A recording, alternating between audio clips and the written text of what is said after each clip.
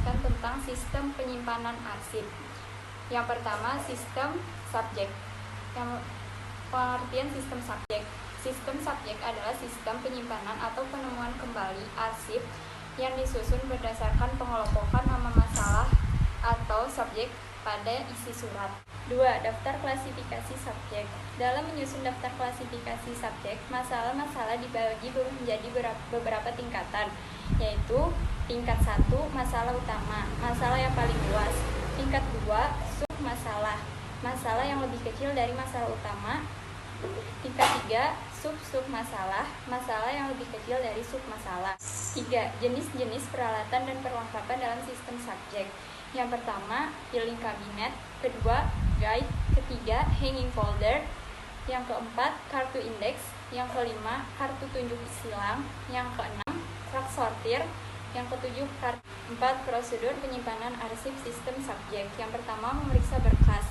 Berkas atau surat yang disimpan kemudian diperiksa untuk memastikan bahwa sudah selesai diproses atau belum.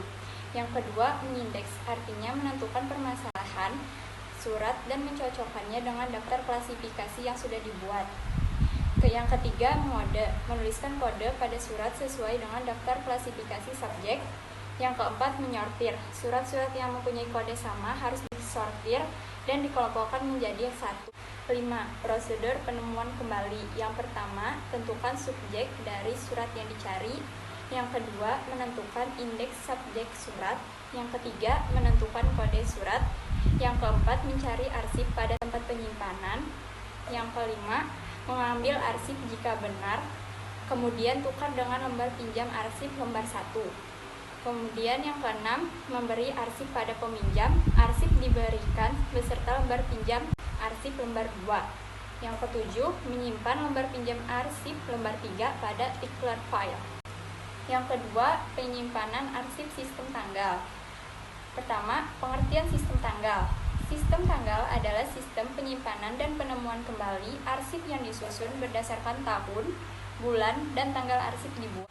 2. Daftar klasifikasi tanggal. Daftar klasifikasi tanggal terdiri dari tahun, tanggal utama sebagai kode laci, yang kedua bulan, subtanggal sebagai kode guide, yang ketiga tahun, subtanggal sebagai kode hanging folder. Yang ketiga, jenis-jenis peralatan dan perlengkapan dalam sistem tanggal. Yang pertama, filing kabinet. Kedua, guide. Yang ketiga, hanging folder. Yang keempat, kartu indeks. Kemudian, yang keempat, prosedur penyimpanan arsip sistem tanggal. Yang pertama, memeriksa surat atau berkas. Diperiksa dengan melihat tanda-tanda perintah penyimpanan dan menentukan identitas surat. Yang kedua, mengindeks. Dilakukan dengan membagi tanggal menjadi tanggal utama, subtanggal, dan sub-subtanggal. Yang ketiga, mengode. Dilakukan dengan memberi kode pada surat dan kode tanggal. Yang keempat, menyortir. Menyortir dilakukan tergantung situasi dan kondisi. Yang kelima, menempatkan. Tempatan arsip sesuai dengan kode dan klasifikasi. Yang kelima, prosedur penemuan kembali. Yang pertama, tentukan identitas surat berupa tanggal surat tersebut dibuat. Yang kedua, cari arsip tersebut di dalam laci berkode. Yang ketiga, mengambil arsip jika benar. Kemudian tukar dengan lembar pinjam arsip lembar 1. Yang keempat, memberikan arsip pada peminjam. Arsip diberikan beserta lembar pinjam arsip lembar 2. Yang kelima, menyimpan lembar pinjam arsip lembar 3 pada declare file.